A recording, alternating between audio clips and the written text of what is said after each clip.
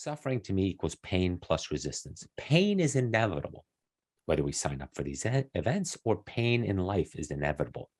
But our resistance to it, that's a choice, right? I love it. I can choose to fight this or I can choose to embrace this. And when we're in those difficult moments and when it's really hard and stuff is hurting, toenails are falling off, or you're questioning if you're going to be able to achieve this, am I going to fight this or am I just going to keep going? Because I chose this pain.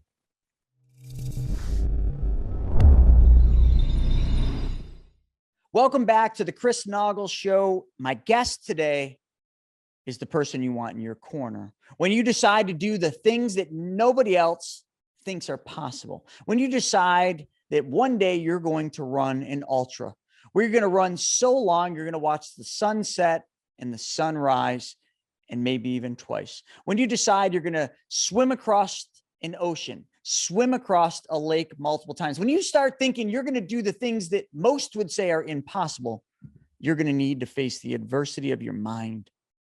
And you're going to need somebody who's done this before. So why not pick my guest? Chris Hauth is somebody that not only is a former Olympic athlete 2 times, but he's also an Ironman age group world champion. He's done the unthinkable. And today he helps people and athletes prepare for that moment. He talks about it in the form that endurance is the vehicle to ask the question.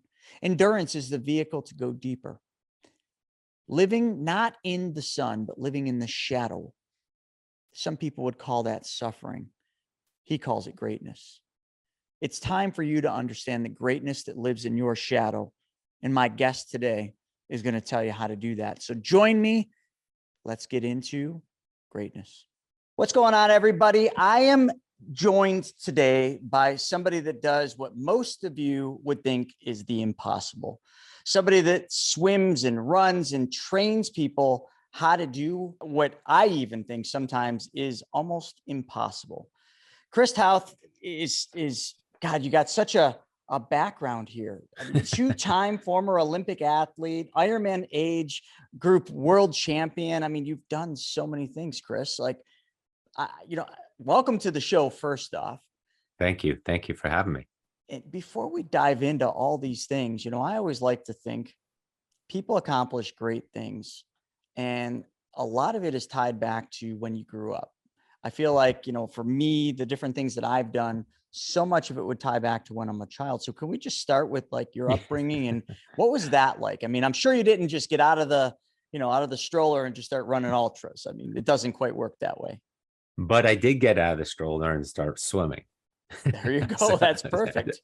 I have older brothers. And back in the day when my parents were going to swim practice for my older brother, he's almost 8 years older. So when he was 10, I was 2. And my parents were like, listen, we're not driving to another workout or a daycare facility or anything. You're coming along and you're going to do something. You're not going to drive us nuts in the car here. And so there I was, swimming away. Okay, not laps like everybody else, but I was in the water and getting familiar with it and doing some what we would call breath work these days. And then soon enough, by 3, I was swimming. And by 4, I was swimming a lot. And by 5, I was, a swimmer. So I started very early with structured work. So that's a big component with it. That is huge. I mean, my daughter just turned 2. I have her in the pool every single week, getting swim lessons. But, it's kind of funny for me to think of what you just said. I mean, I'm looking at her, she's a little over 2 now. We're just like the point where we're kicking feet, rolling on our back, climbing out of the pool. And I'm kind of like, all right, when is she going to start swimming across this pool? But you were doing that at 2, correct? Well, I was probably doing very similar. I'm not sure I can say it's vivid in my memory. But I know I was in the pool for those hours that my brother was swimming with instructors, right? And kids at that age, you're learning more water safety. And just being comfortable in it and seeing it as play. And I, again, was very fortunate at a young age that the water and the pool and lakes, for example, were all play for me. I love being in the water. And I was with somebody the other day, just about a month ago, at a retreat, and I was running a water course. I do a lot of breath work, underwater work, water safety, sort of a type of special ops training also for people in the water. And the guy said to me, he's like, man, you are so happy when it comes to water, on a board, in the water, doesn't matter. It's just water is play for me. And of course, I have an advantage that I've always been very comfortable in it, and nothing intimidates me, but it is a happy place for me now. So I assume you surf. You mentioned the board. Yeah, surf a little bit, but again, I'm not that good at it. Yeah, I did I not love spend water enough too. time. Yeah. But the one thing you were just saying, how comfortable you are, I love being comfortable in water and surfing, like you're out there, but you go out on a big day and you take a diver over the nose and you realize like how long it holds you under. And like you talk about that breath work, as a Hmm. surfer, I could see that would be a really beneficial thing to learn, is just how to remain calm. I've been held down multiple sets before, and there comes a point, and it's probably, in retrospect, it's probably less than a minute you're underwater, but Hmm. you just freak out. And I've been there in Puerto Rico. I think it was like probably a two wave, maybe even more hold down. I came up for air and another one hit me, knocked me back down. And I literally hit that button where you're just like, this is it. This is Yeah. it. But then you Yeah. pop back up out of the water and you're like, damn, wasn't my time. That's the yeah. You don't want to say damn. I'm just kidding. um, but that's the beauty of breath work, quite honestly. And I'm XPT certified from Laird Hamilton and Gabby Reese's school Oh, there. yes. And what I would describe it as, especially for you as a surfer, it's reps. It's reps of breath holds that you're comfortable in a stressful situation to hold your breath in a relaxed way. So as soon as your body recognizes the scenario it's in, that you can sort of go back to a place where you've done enough breath work reps that you then can say, okay, calm, conserve energy, conserve my breath, because this might be 90 seconds, 2 minutes, it might be 3 minutes. And I have to find a place through those reps and that mental imaging that I can do this right now, despite freaking out a little bit. That's good. I just got to work on it more. Just got to Yeah. Yeah. definitely keep working on it. Laird Hamilton, I mean, there'd be no one better in the world to learn that from, because you talk about hold downs. I can't even fathom the hold Yeah. downs that he endures. And he probably is like you. He probably comes up laughing, and he's probably been underwater for 3 minutes, and you're just like, you should be Yeah. dead. We've had a lot of fun, especially he does a lot more weight than I do underwater. But, when you start playing, games underwater with your breath holds and the weights, keeping your feet down. And I mean, the guy just knows so much and is so creative when it comes to water work. He's a true waterman. I wouldn't call myself a waterman because of his surfing and his ability on top of the water like that. I'm better in the water, swimming, diving, things like that. But that man on the water is pure grace. That's for sure. That's for sure. There's no one better. And just, he's definitely gotten that reputation as just being the world's best, and he's earned every bit of that. Yeah, he has. He Well, has. let's talk about some of the things you earned. You were an Olympic athlete. What is that experience like? I mean, that's something that's, gosh, I mean, you might meet one Olympic athlete in a lifetime. So we already know you loved water. You were a good swimmer. So how did you bridge that to doing an Olympic swim? Yeah, I'm a dual citizen of Germany and the United States. My parents are German. I was born here in the United States in New York City. I had the fortunate opportunity to swim for Germany in the Hmm. 92 and 96 Olympics. So that was an amazing experience, a lot of work. But it wasn't work in the prep as I was thinking when I was a kid, I'm going to be an Olympian. It was more just a progression that happened over the years into college and then on into that level of swimming. I was also very fortunate with a bizarre history of the wall coming down between the two Germanys and me actually not being good enough to make the combined German team.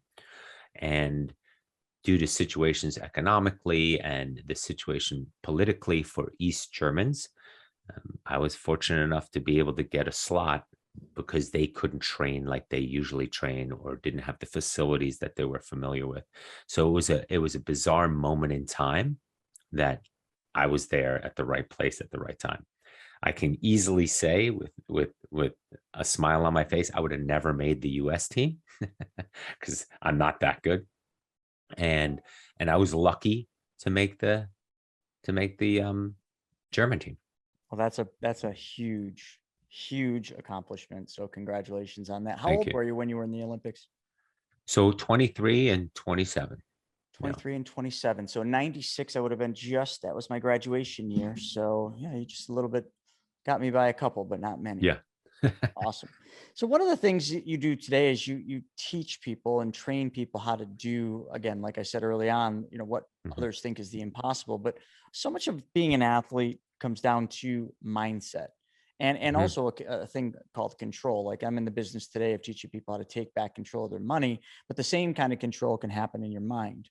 And Yes. you're very good about that. But like, how is it that you can possibly take somebody and get them to overcome that level that these athletes have to in ultras when it comes to things like fear, anxiety, and straight up just pain?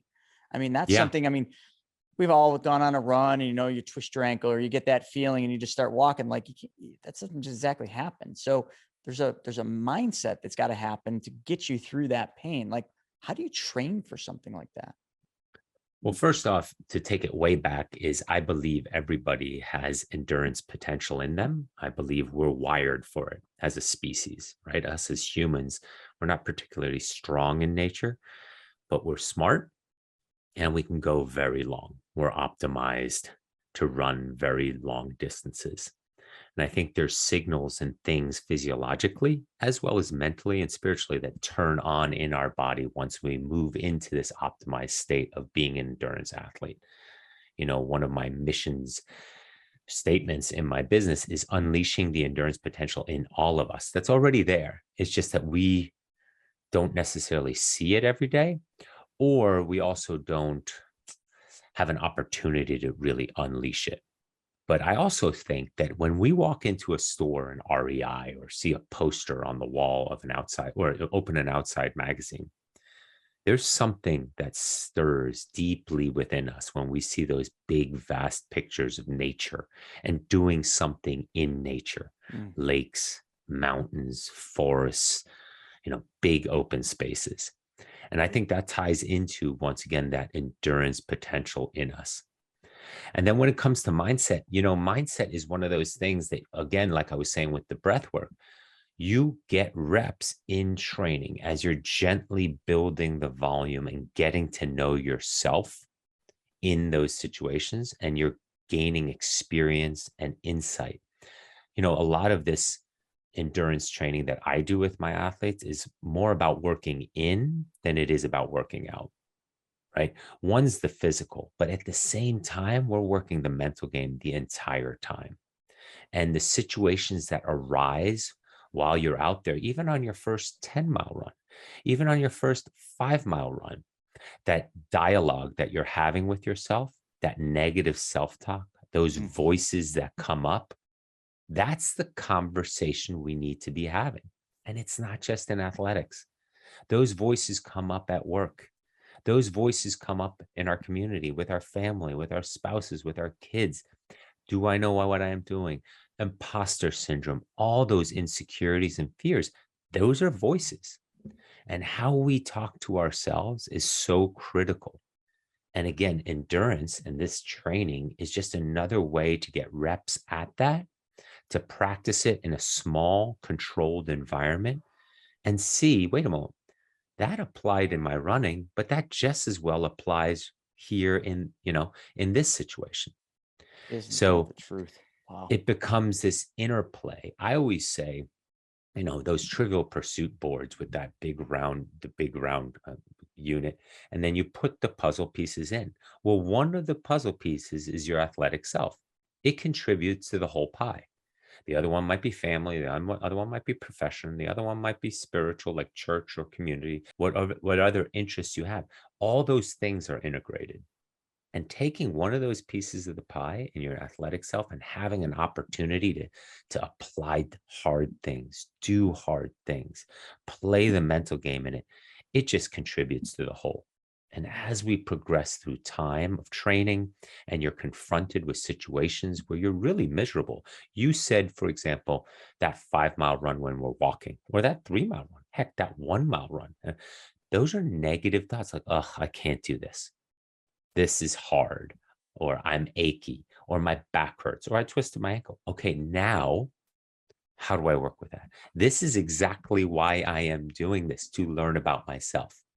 Who we are in adversity is who we are. And putting ourselves into those situations, we learn about ourselves. We see ourselves through a different lens. And that's where mindset becomes the primary discussion that I have with my athletes. And they often say, you knew this was coming, right?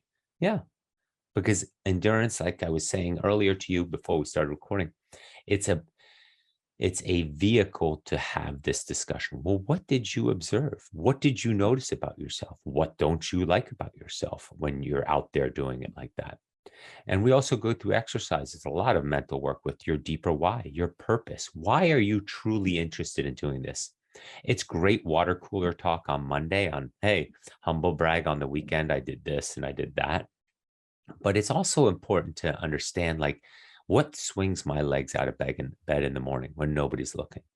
I always give my athletes a hard time. Don't give me this. I want to set a good example for my kids. Well, guess what? Your kids aren't up at 4:30 when you got to start your run or go to the gym or get on a bike or get in the pool or start your day so that in the afternoon you have time. Like, so it's got to be something deeper. It's got to resonate really powerfully.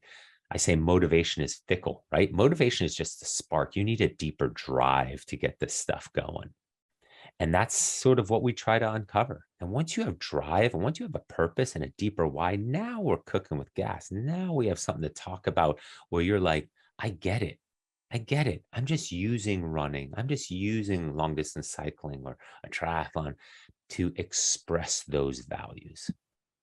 Wow, dude, I just got so fired up. Like I might be one of those weird ones. You said 4:30. I'm like, yep, that's what I'm doing tomorrow. Like Huh? you start thinking about it because like the whole time, like when I think about ultra and running and doing these long runs, it takes a lot of time. But you know, most of us roll out of bed at 6 and we think, oh wow, I did good. I got up at 6. But when you get up at 4:30 and you literally just put the running shoes on, it's pitch dark out and you just Mm, go. And I like as you were saying that, I'm feeling it. Like, you know, I'm in Buffalo, New York. So we're in fall. So it's like 60, 50, 60 degrees, beautiful feel. And in my development, you know, I usually will run around it and there's nothing but maybe a 2 mile run.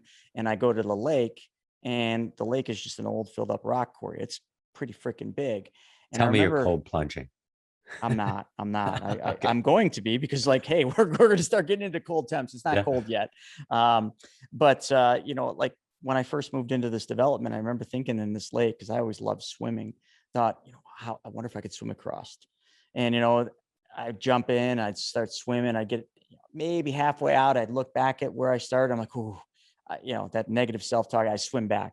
And the next time I got 3/4. And then I remember one time, this is the craziest. This is just this summer. Because I just this year just made it across the damn thing and made it back. And now I do it regular. So once you do it, like it's just like you can just do it over and over. But what I've never done is got up at 4:30, went for my run, made it to the lake. It's probably going to be right at that point where it's still dark, but the sun is kind of you get that faint blue. So you know exactly what I'm talking about. Some people are like, I don't know what that looks like. And I jump into the lake. It's gonna be freezing cold. So there's your cold plunge and you swim across it. You can't see anything, but you can feel it all. And that's what got me fired up. But the one day I swam out to the in the lake, I got literally just a little past halfway, looked back, got freaked out. And for some weird reason, instead of swimming back, I decided, all right, well, that shore looks a little closer than that one and that one. So I started swimming sideways and I went to the other edge of the lake and I got almost there. And I looked back at where I started. And I'm like, oh my God, I got to go back there. So I did this diamond and I was so exhausted when I got back to the shore that time. The next time is when I made it all the way across and back. But But I don't that's mean to. interesting. You say that though, because you captured what you said there when you're in that moment and you make a decision to go forth anyway. That's where the growth is, Hmm, right? Because it's easy to face comfort and familiarity, which is behind you. It's the shore to swim back to. But when you have a decision right there, and that's a great metaphor, instead, I want to go the opposite way. I'm going to face my fears. I'm going to face the difficulty. I'm going to face adversity and do it anyway. And how you kick out on the other side of that, that's growth. That's a new normal. That's possibility. That's opportunity. But you only get that moment by recognizing in the moment, like, you know what? I'm going to take that first stroke in the opposite direction that my gut tells me to go. And it's amazing too, because what I talk a lot about in public speaking, I do a talk about fear and the mindset and so forth. And with fear, anything good that's ever happened in our lives, a big promotion, proposing, if you think back, all of those were preceded with uncertainty, unease, fear, anxiety, right? But because we chose to do it anyway, good things happened on the other side of that fear. You're right. Right? Fear sits on the threshold of what we deem possible. It's like a gatekeeper, protecting you in comfort, protecting you in familiarity. And on the other side of that gatekeeper sits growth, possibility, opportunity, expansion, a new normal. And look at you now. Now you swim across the lake there and I back. don't even It's think normal about now. it. I'm Exactly. doing, I don't know all the names, but the one where you're kind of the butterfly, but it's not. Yeah. And you go under and you come up and you're Yeah. going, I'm going all the way across it that way. I don't Yeah. make it all the way back the other way. Sometimes I flip to my back when I get too Yeah. tired, but like, that's my goal. Like each time I dive into that lake, it's not just to go across anymore. Like that's the easy part now, which in the beginning was like almost impossible. But now I'm like, okay, well, can I do and again, correct me if I'm wrong with the name of the strokes, but the breaststroke all the way over and all the way back, and then freestyle all the way over and back. And I don't know. New I just keep trying new things each time. Exactly. To challenge yourself, because quite honestly, we also get addicted somewhat to that hit, that dopamine hit. Oh, 100%. Of I did it. Man, I broke through fear and I did it. And that's obviously a physiological evolutionary response. In order to overcome fear, that dopamine hit comes so that you can do hard things, so that you can expand, so that you can take on a challenge, right? There's got to be something physiologically within you that promotes that. And that's what endurance is to me, right? And that's the conversations that we have of so much is possible if you take this arena, you apply yourself in that arena, but you realize it's applicable to the rest of your day, your rest of your life. And it's so funny, anyone listening to this, like I can relate a lot to this because just when I was a pro snowboarder, you faced fear every time you lined up for a jump or a rail, line, whatever it was. You always had this fear the first time. It's always the first run through it.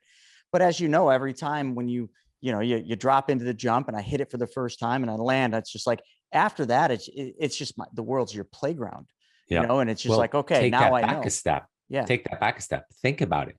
Fear goes away once you're doing the action. Absolutely. It's right? Sitting at the top, wondering what it's going to be like, where your mind runs. And you know what? If you let your mind go, that's when you get hurt too. Exactly. Every time I've gotten hurt. Anxiety is future worry.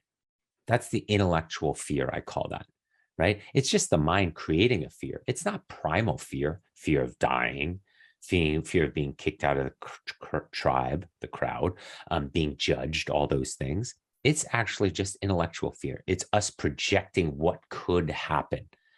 And then once you're in the act, there's no fear there. There might be thinking and other things going on, and those also distract you from a flow state. But fear is removed. Action removes doubt. That's the old saying. Action removes doubt. Doing takes all that off the table and puts you in the present moment. I love it. So, as we're talking about this, like the first thing that just came to me, I always like do a bunch of questions and I never get to any, but like in this whole thing, when you're trying to kind of work on this mindset, like how long does it typically take? Is it different for everybody? Or is there just a point where you've seen by coaching so many people that there's a point where just like most people will hit that mindset stride, if that's the right word? Like, what do you think? Because I'm literally in my mind, and I'm sure a lot of these listeners are like this. I'm like, I'm getting up at 4:30. I'm going to go run. I'm going to jump in that lake. But I know at a certain point here in this little mix, my mind's going to start playing games. How many times do I got to do this before my body and my mind just start saying, yeah, this is okay? Well, there's definitely habit building in that, right? And just overcoming those negative self-talk and the narrative that we have constantly playing in the background. But that is why it's different for everybody. It's different for everybody because they come into this with a different story, different experience. And how we break that story, how we break our ties from that story is the work technically, right? Now, if you think about it logically, and I say this to a lot of clients, we have no obligation to hang on to the story of who we were from just 5 minutes ago. There's no contract. It says nowhere that we have to be who we were 5 minutes ago, 5 hours ago, 5 years ago, right? We have an opportunity to change our story in the next moment and create a new story going forward. But how to sever those ties, that's where the work is, right? Because it keeps coming up. Or we all know what to do. We all know what's right. We all know how to live healthier, eat healthier, do the endurance work. But how do you put that into action, right? And that's where the triggers of conversation and support and guiding with athletes and clients, not just all athletes, because my athletes are definitely not elite athletes, all of them. Many of them are doing this stuff for the first time. They'll start with a 5K and go to a 10K and go to a half marathon and go to a marathon and go beyond.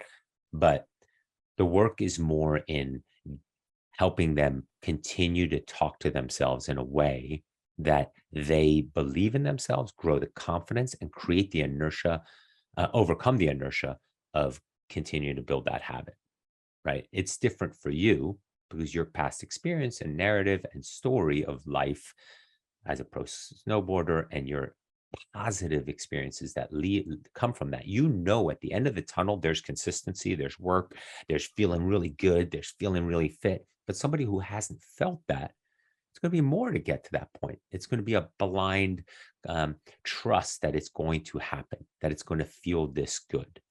And that's training, right? Technically, training is those reps of believing in yourself, seeing it's working, growing from that, creating a new normal, right? Now the lake is no longer a big question. Now I can do reps on the lake like you're doing. I can do it faster. I can do it slower. I can play around with it. I can do different strokes. I can do a diamond. I can do a triangle. All that builds the confidence and your belief in yourself. I can do big things, right? And that's what I call as hope. Is called will plus way. The will to do it, the curiosity, the desire, the interest to do something. And way means that you see in your mind, subconsciously or consciously, there's a way to do this. I have to believe in there's a way to do this. If not, it's not reality. And our brain doesn't allow us to do too much there. We trust only so far. But hope, there's a way I see in doing this, and I really want to do it.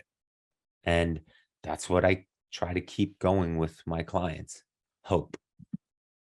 So here's something I always think about, and this is more, I don't know where ultra came into my life. I got to be honest, probably when I read David Goggins' book and just listening to that suffering is the only word I can think of that he put himself through in those early years when he was kind of getting his body fit. And because he didn't just do a 5 and then a 10, like jumped totally right not ready. Hours. Yeah. Yep. Just jumped into a 24-hour race and his body broke. So I always often think of like an ultra runner or any ultra athlete or even athlete period. What happens when that person has something unexpected happen? Like in his case, like I think his leg was broken when he was in buds, and there was like so many different things. Like your foot is bleeding and broken so bad your toenails are falling off, like Jesse Itzler. Like, how do you talk people through these things? Because Jesse I've spoken on stages with him, and I know you know who he is. He's like my idol when it comes to he's one of my clients. Are you serious? Yeah. So you've been to his house walking that hill over and over again. I have hell on the hill Maine with him in 3 days. Can you tell him I said hello? I I always will. watch you guys doing that. And then the cold plunges and then the sauna that he just loves his sauna and Yeah. like just over and over. That is so awesome. So anyway, now we're really hitting somewhere like, how do you help them prepare for that negative self-talk that comes when like literally like unexpected things that are pretty freaking serious happen? And don't tell me Yeah. it's you get them to start saying, hey, when you start getting No, tired, you start feeling pain, no, you're going to tell them, hey, you know what the strangest thing is? We don't feel no pain. That Navy no. SEAL story. I don't believe that. I don't believe that. And I don't coach like that, right? I'm not one of those guys who's like, don't give pain a voice or overcome your pain, or actually don't come from an angry place. For me, it's more just really accepting, quite honestly, the pain. So there's different scenarios for what we're talking about. Injury and where it's something really taking us out of our endeavor. That's a different story. And I always say this is not a question of if you're going to achieve your goals, it's only a question of when, right? We might not have done it now, but I'll get you fit again. I'll put you into that place again. You will toe the line for a start line, and we will get this done. It's not a question of if, it's a question of when, right? So that's always off the table. I always tell my athletes, there's not a question of that you're going to do this. So let's not even worry about it. It's just a question of timing and when. And especially with a lot of clients, life circumstances get in the way, right? You're acquiring a business, or you have a lot of travel, or you're in a project, or your kids, and the window closes to do the training, to do this in a healthy, sustainable, progressive way. Right now, Jesse was a different story with his Ultraman, where he asked me 2 weeks before doing it, Chris, do you think I can do this Ultraman in 2 weeks? And I was like, yes. He's like, I could have sworn you were going to say no because you're a more conservative. I want you healthy. But again, reps. I know Jesse has years of experience in the ultra endurance space. He never lets himself get too out of shape. And again, here's the key. He doesn't let the mind get in the way of what his body knows to do. And when he went to Ultraman, we had a few conversations prior. It's like a question of fueling and hydrating and finding the right pace to go all day. And he did that. He did that in an amazing way. Don't get me wrong. He suffered unbelievably in that, but he was familiar with that suffering and had narrative and conviction and self-talk to deal with it. But when you're in that place, again, you have to ask yourself, did I sign up for this? Yes. Is this my choice? Yes. This is where I wanted to be. And let's not forget, our subconscious oftentimes helps us hit enter on that event because we're curious what that place is like. And when we're in that place, again, you're stripped raw.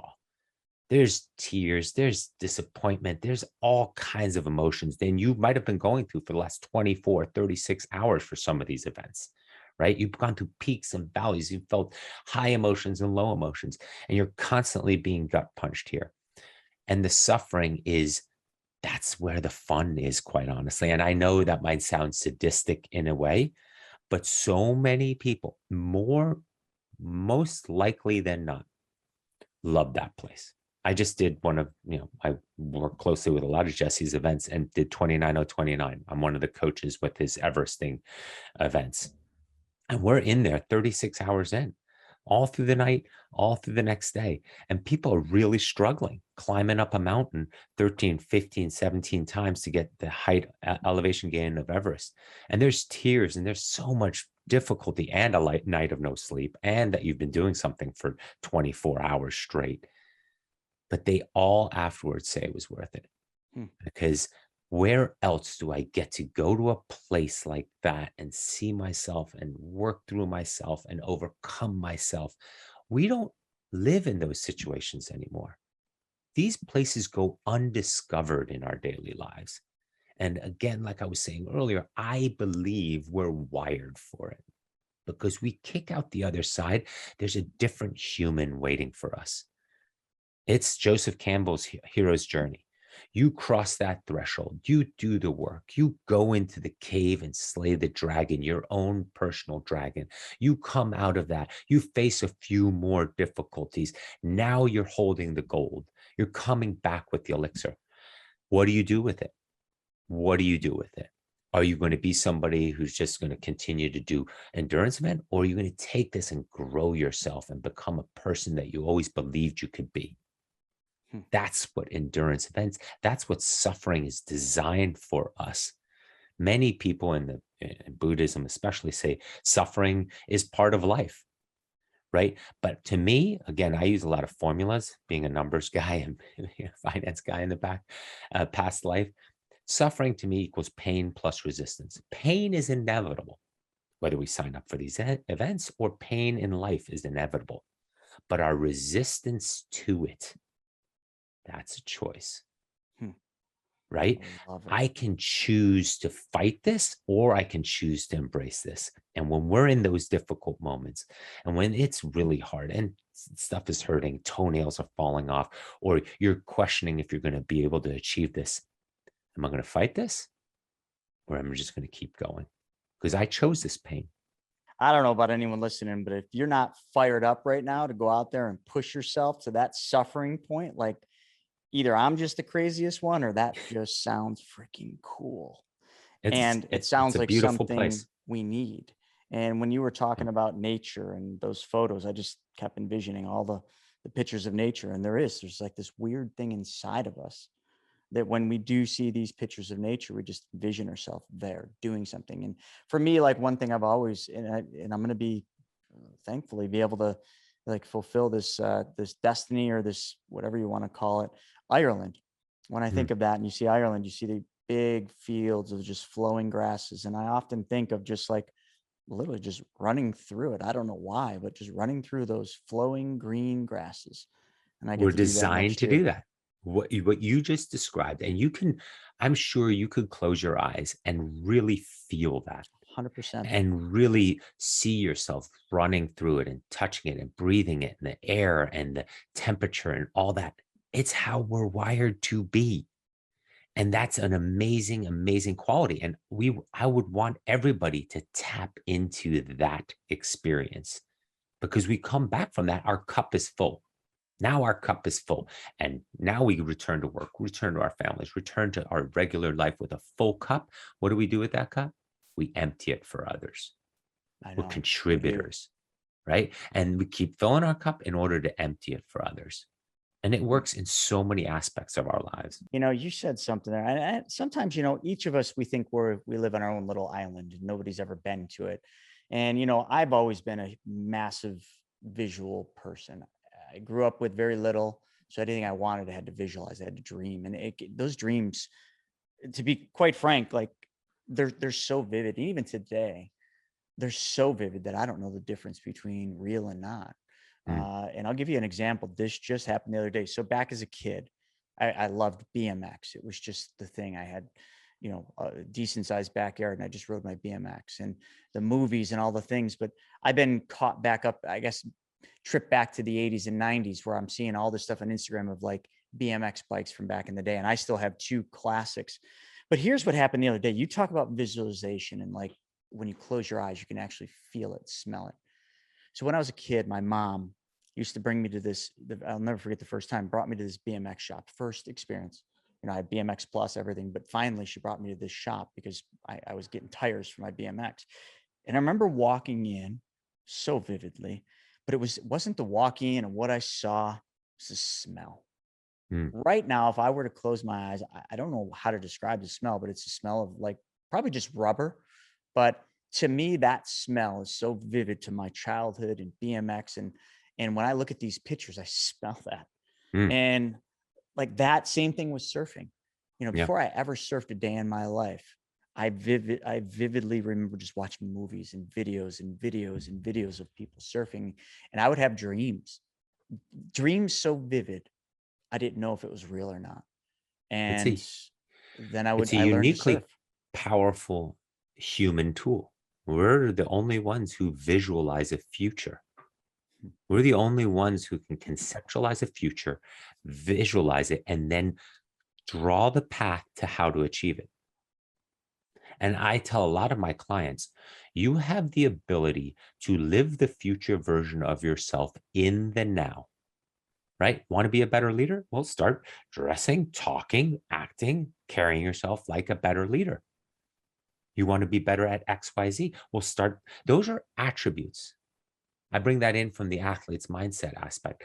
You want to be an elite athlete, a world-class athlete. Well, you might not have the talent or skill, but you can carry yourself. You can act like one. You can sleep like one. You can fuel yourself like one. You can have the mindset like one. You can, nutrition, hydration, prepare for a workout just like one. Those are attributes, and you can have those as well, right? Anyone It's listening ever seen the movie Rudy? Tell me exactly, that's not exactly what he just said. exactly, exactly. So you can live that version of yourself that you want to become. Now, at some point, you have to also follow it up with action. You can't just live it and leave that void of action not happening, right? You have to live to the code and have the discipline to actually live the version that you want to be. But you align those two, first getting ahead of yourself. I do this in the sense of training a lot, but people apply it and my clients apply it. And we talk about the rest of their day like this too. You can be the athlete you want to be already, envision it, live it out, carry yourself like one. But you have to train where you are. You can't train where you want to be. You have to train where you are. And over time, those two come in sync. Your training catches up to the version that you wanted to be. And when those two align, whether it's being a leader I want to be, and then the action lines up and catches up to being the leader that you are, or you want to be the investment professional, I want to make those calls, I want to, achieve the outcomes that I desire. Now the actions catch up to that. Now we're really working in a new place of growth. You envisioned yourself swimming across that lake. You believed that you could. Your actions caught up to that vision. And now it's a new normal. Now you're working with new real estate. Now you're on a different plateau. Progression. The human being likes progression. They don't like standing still, right? That's how we work. We actually go dissatisfied. We get unhappy when we move backwards. And so where there's a lot of us inside of us that's thinking about the future, back to envisioning. And we're the only species that has this capability. How come not all of us are using it as an incredible force and power to our advantage? It's a good question as to why we're not. Yeah. And I'm in the money space, teaching people a lot of the things that you teach athletes, but just when it comes to money. And I often think, like, right now, how do we take the things that we're talking about, the visualization, the mindset, the work, and how do we apply that to what's to come? If we can visualize a future result, like, how do we take that and put that into the way that the world's going to be in a year, 2 years, when we're real deep into a recession and the greatest opportunities of your lifetime financially present themselves? Are you prepared? Kind of like a race. Are you prepared? If you are or you are not, like, doesn't matter. You're gonna race that race if you showed up to do it. Yeah. Same thing with life, and same thing with money, and same thing with what's about to happen. Like, how do people prepare for this new world, this recessionary period we're about to enter? Because if somebody's 38 years old or less, they've actually never gone through a recession. They don't even know what it's like. Now, I'm kind of going back to your former days as a currency trader and a fixed income trader. I mean, you've seen several recessions because Yeah. you got me by a couple of years, but I've lived through 2008 as a high level advisor, and I was a business owner in the dot-com crash and almost brought me down. That's how I entered Wall Street. So I've been through it, but how do people that have never seen something like what's going to happen prepare mentally, physically, and just what would you say what you teach could play into Yeah. that? Do the little things right, right? If you're doing the little things right, according to your values and principles, and you're living out on a daily basis who you want to be, how you want to show up intentionally every day, you can't go wrong. Now, it's not guaranteed millions of dollars, but one, at the end of the day, you feel good about living out your day according to your values and principles. Two, you did the little things right. And when you do the little things right, guess what? You stand out in the world. You're not taking shortcuts. You're not looking to hack the system or do anything. You're doing the hard work. You're doing the little things right. And many little things right add up to big things. People take note when you do the little things right, when you care, when you pay attention, when you listen, right? And why are you able to do this? Again, because you have a vision of who you want to be. Where am I heading towards? What port am I sailing towards? Right? Seneca says, if you have no port you're sailing towards, all winds aren't favorable. No winds are favorable, right? So first, who do I want to be? I talk to a lot of my clients on the front side of the COVID-19, right? With the shutdown and everything. And our conversation on those Zoom calls, 40, 50, 60 people on it, going, who do you want to be on the other side of this? This is adversity. This is a difficult time, but you are making choices now on who you want to be on the other side of this. Are you going to use it as an opportunity? Or are you going to use it that you just sat back and said, woe is me? Those who make the biggest difference, those who have the biggest success are the ones that see this and say, this is where I thrive. I don't know how yet. The opportunities might have to still present themselves. The path might still need to unfold for me, but I'm going to be ready. My eyes are wide open and I'm going to use this. I'm going to be aware of how I'm going to make this work for me because I have an understanding and a vision and a belief on who I'm going to be on the other side of this. And again, we use training for that example where it's like, yeah, races were being shut down in the world, right? You couldn't run a Boston Marathon for 2 years. You couldn't run New York, all the things that they wanted to get ready for. I was like, this is a perfect metaphor. So what else are we going to do? Well, we created self-curated stuff. I had people run, the length of New Jersey. I had people, doing all kinds of crazy adventures, running every street in their hometown. They discovered their hometown better than they ever known before. Some hometowns have 60, 70, 80, 100 miles of streets. They went through neighborhoods they never knew. But guess what? How Two or cool. three of them were investment professionals, and they got to know people in their town that they had never known before. More contacts, more familiarity, more connection to their community. They came out of it because of something crazy like that with opportunity. But if you're not putting yourself into that space where I know I want to come out of this stronger, better, smarter, then you're missing the opportunity. And even into a recession now, like who do I want to be on the other side of this? Do I want to be known as somebody who faced adversity, dealt with it, looked it straight in the eye, and saw the opportunities that are created with it? Or did I just stare at the sun all day? Because when you're staring at the sun, it's warm, it's comfortable, it's toasty, it's safe. But on the other side of sunshine, just behind us, if we turn around, is our shadow. And in that shadow, oftentimes lies a lot of opportunity. Because that's where the work is. And again, Really cool what we way were to just saying, you differentiate yourself then.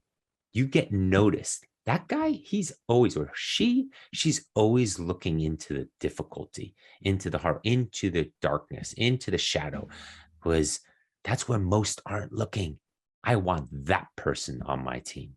I want that person to manage my money. I want that person to join this company.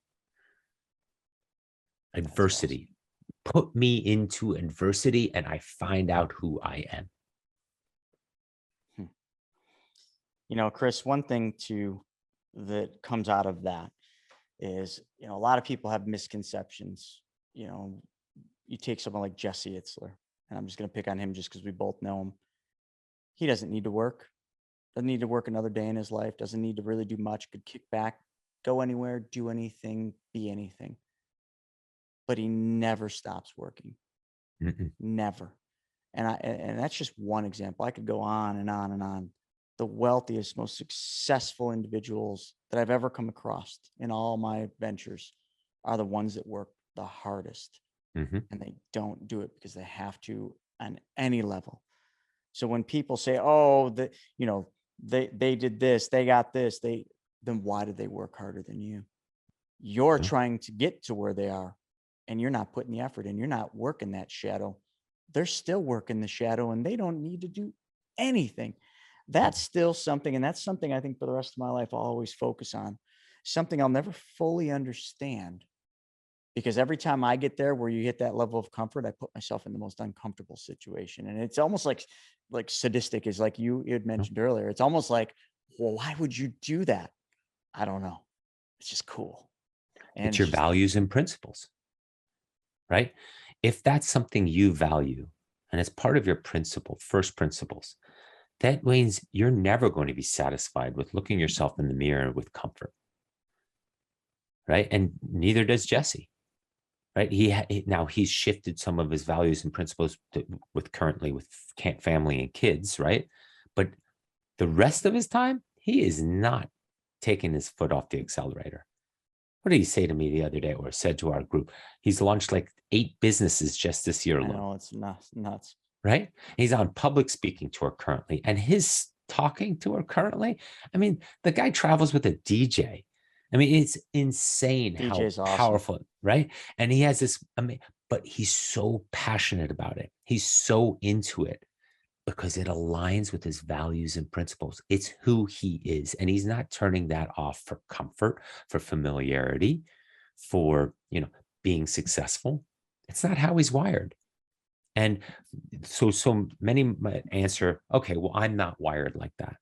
That's totally fine.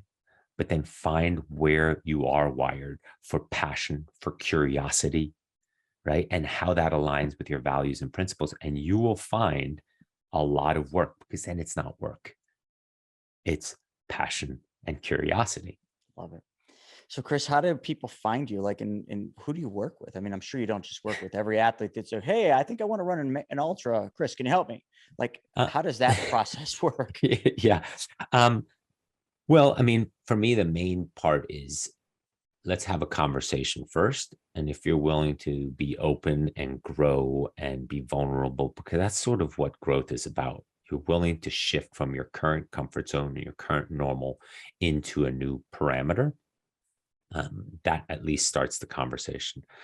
And then I'm pretty selective with who I work with, but that's not really a fair way to describe it, because technically I work with anybody, but we have to vibe a little bit first. For sure. And don't get me wrong, I'm not looking for clients because I'm quite busy, but I'm always open to new clients, if that makes sense. Makes perfect sense. So yeah, people can find me, they can on Instagram, on AIMP Coach, and AIMP stands for Advancing the Integration of Mindset and Performance. So that's important to me.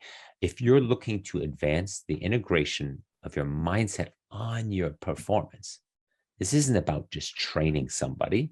I mean, we can do that, but you're not getting the value. And quite honestly, that's an easy client. I just give them a training plan and say, talk to you in 6 months. Like, okay, you want to do that? That's fine. But this is about growing. And so there's that. Then, I have a website with aimpcoaching.com, AIMPcoaching.com. But people can find me pretty much anywhere. They can find me at most of Jesse's events. And I'm a lot on the Rich Roll podcast because he's one of my clients too. And, it's these souls, as I like to say, we've vibed and grown, and they've grown as athletes because we're in alignment, right? And it's easy working with them.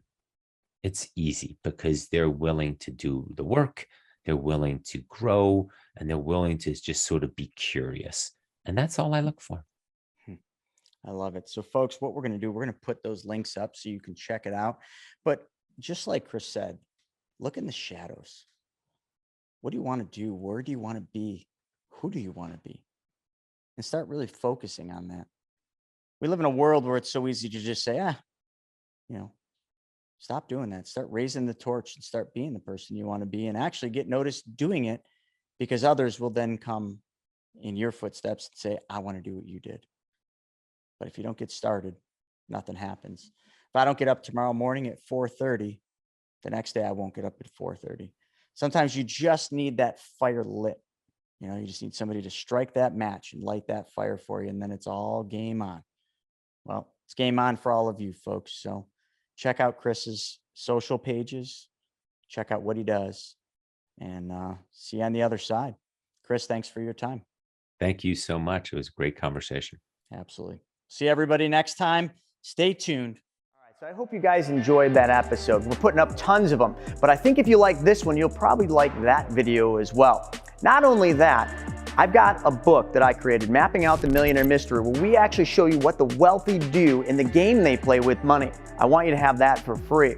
And if you want to know about all my new videos coming up, click that alert button. Actually, smash that alert button, and you'll be notified every time we put a new video. So we'll see you on the next episode.